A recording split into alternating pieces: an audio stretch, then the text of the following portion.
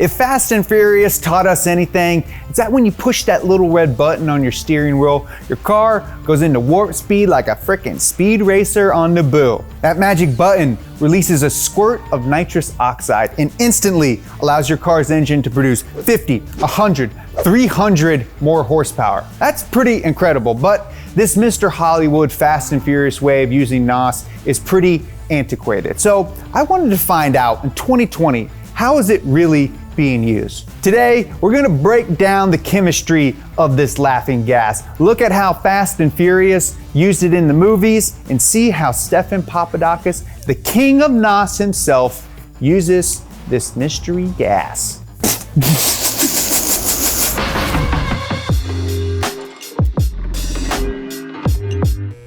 Thanks to Keeps for sponsoring another episode of Bumper to Bumper.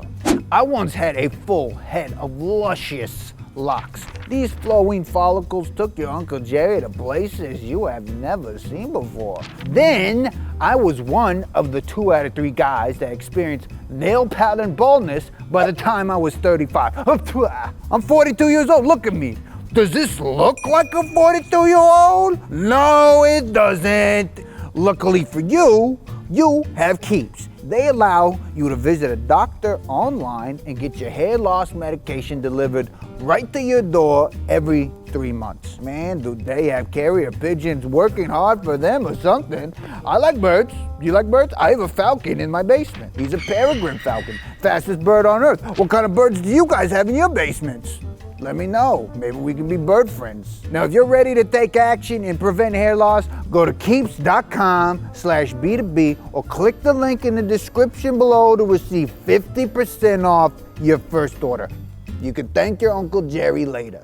Buy me some bird food. I'm running out of bird food. So there's no need to go into how a combustion engine works. We've done that a lot here on the channel, but as long as you can remember this, you're golden, okay?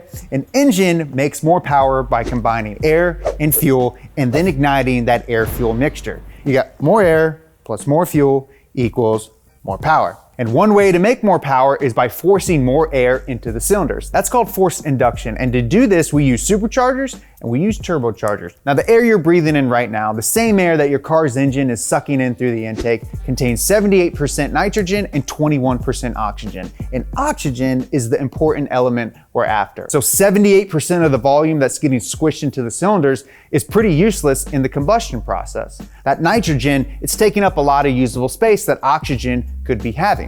Now you might be thinking, and I thought this myself, why not just take pure oxygen and somehow sneak that into the cylinders? Well, there are a couple of reasons why, but the main reason is that pure oxygen will cause uncontrolled burns. It's volatile. So when you supply a dense concentration of oxygen, it makes the fuel mixture extremely reactive. So reactive that hot spots in the cylinder, heck, even in the intake itself, can cause many combustions, and that's not good. You want those combustions to be controlled so that they add to making more useful power. A second problem is you'd also need a ton of oxygen to carry around with you to feed your engine. Say your fuel ratio is 14.7 to 1, meaning that for every gram of gas burned, you need 14.7 grams of oxygen.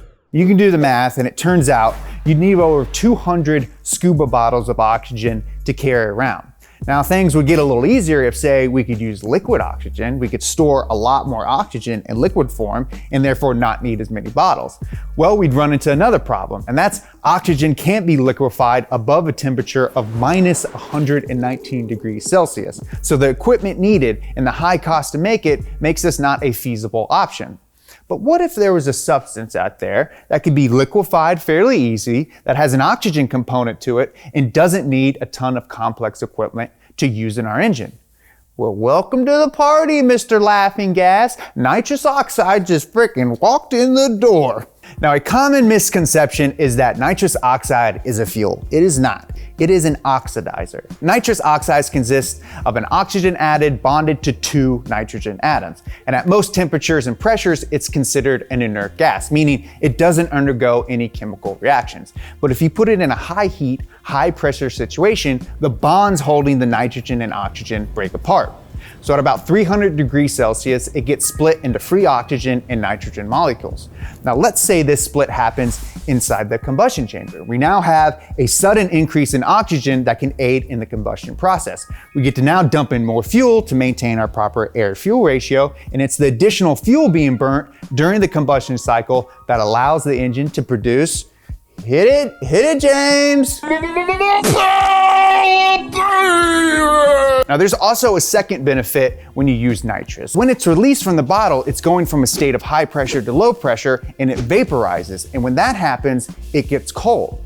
It's so cold that it also cools the surrounding intake air. And when you lower the intake air temperature, you increase the air's density, providing even more oxygen into the cylinder.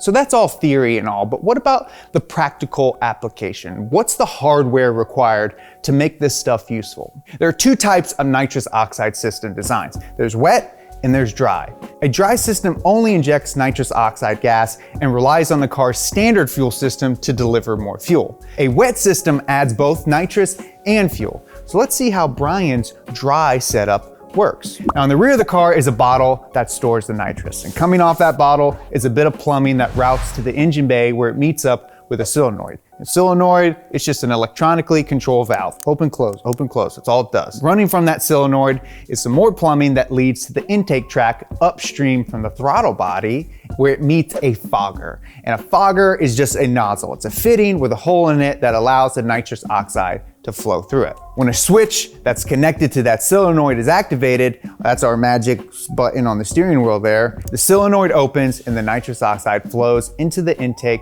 flowing past the throttle body into the cylinders. So that's what we see in the movie, but we already know that we have to add more fuel into the mix. That's how we're gonna get our power. So how did they do this in the age of simple fuel injection systems? Well, it's actually quite clever. Coming off your nitrous solenoid is another line that goes to the top of the fuel pressure regulator. So by bleeding off a small amount of nitrous pressure from the solenoid, it creates a pressure increase that feeds the factory fuel pressure regulator. Imagine your fuel injector is working around 50 PSI.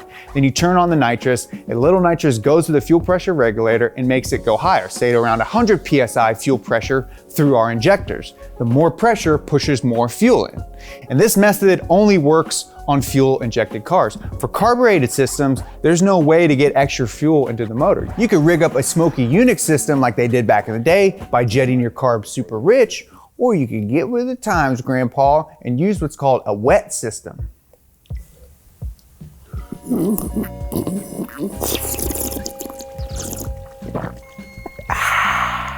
Now there are a few variations of the wet system, but for now we're going to talk about the single wet fogger. Now it's called a wet system because the nitrous and fuel are mixed together. The fuel makes it wet. The nitrous side of things are the same as before, but there's also an additional set of fuel solenoids. Now coming off your fuel line is a fuel solenoid that when activated sends additional fuel into a fogger that mixes with the nitrous. And this fuel solenoid gets activated at the same time as the nitrous solenoid. Now what's controlling the amount of fuel as well as the amount of nitrous is the size of the jet. Now you may hear the term 50 shot, 100 shot, 300 shot. That refers to the amount of horsepower gained when using this type of setup. And the piece that dictates what horsepower figure you get are the fuel and nitrous jets. Now, jet is just a piece with an orifice that is precisely measured in the thousandths of an inch. The bigger the number, the bigger the orifice, and the more fuel and nitrous that can be squirted through it. And then that makes more power. That's the only thing that's controlling more power, just bigger holes. Now with either method, the way I just described is a system that rests on hitting a button. But in today's age, we have computers that are much better at determining when this system should be activated. So I wanted to see how current day racers are using it. So I got to chat with Mr. Stephan Papadakis himself on how he uses nitrous. Now, one of the current ways of using nitrous oxide in small horsepower applications is to let your electronic fuel injection system do the work. But this is having a lot of faith in your car's stock ECU and fuel management system, and if you're running a dry setup, you're risking a lot.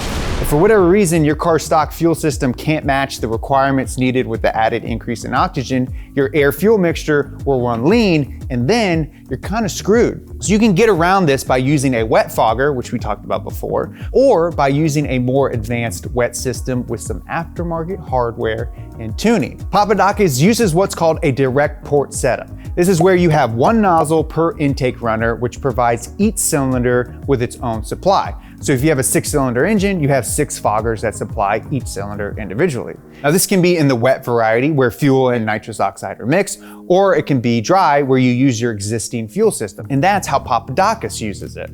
So when you arm the nitrous oxide, his aftermarket ECU knows that the system is on. And so instead of opening the fuel injector only X amount, it opens the injector X plus a little bit extra because we now have more oxygen thanks to the nitrous. And because the injector is open for a longer time, we get more fuel. Now with this method, you can do a lot of fine tuning with your fuel delivery.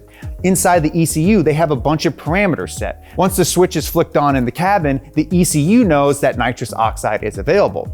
It then has a list of commands to follow. For example, the solenoids aren't active until your engine reaches 3,000 RPM. And let's say your red line is 8,000 RPM, so to be safe, it'll only dump nitrous in up until 7,500 RPM. And this is just one example, but you can tune and create any type of profile you want depending on your application. The system will also retard the ignition timing, say by a few degrees. By retarding the timing, the plug fires later in the compression stroke when the piston is closer to top dead center. That helps to reduce detonation before you want it to actually happen. Now, let's say an example when you're running a turbo. We can have the nitrous turn on when there's some turbo lag. So say you're under 20 pounds of boost, the system turns on. Then once the boost builds up and you're back over 20 pounds, it turns back off. So you're only using nitrous in that small window when your turbo is building up pressure to boost. And one of the great things about nitrous oxide is that you have a separate tune on the car when the system is armed. So the EC knows that you have the ability to use nitrous. So when you don't have it, it switches back to its normal stock state and your business as usual. It's a little sneaky. That's why they call it sneaky gas.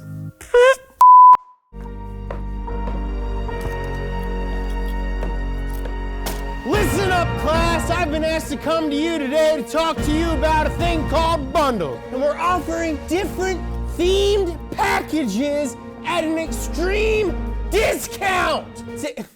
Stop laughing. Stop laughing, Jesse. This is serious. We've got the starter pack, the Buff Horses bundle, the Lightning bundle, the Boost Creeps bundle, the Mo Power Baby bundle.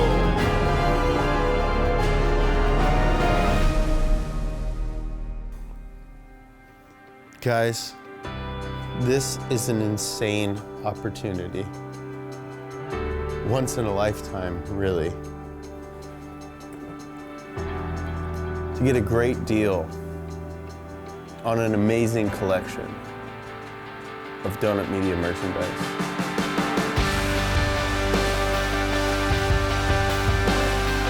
So go to donutmedia.com and get yourself a bundle.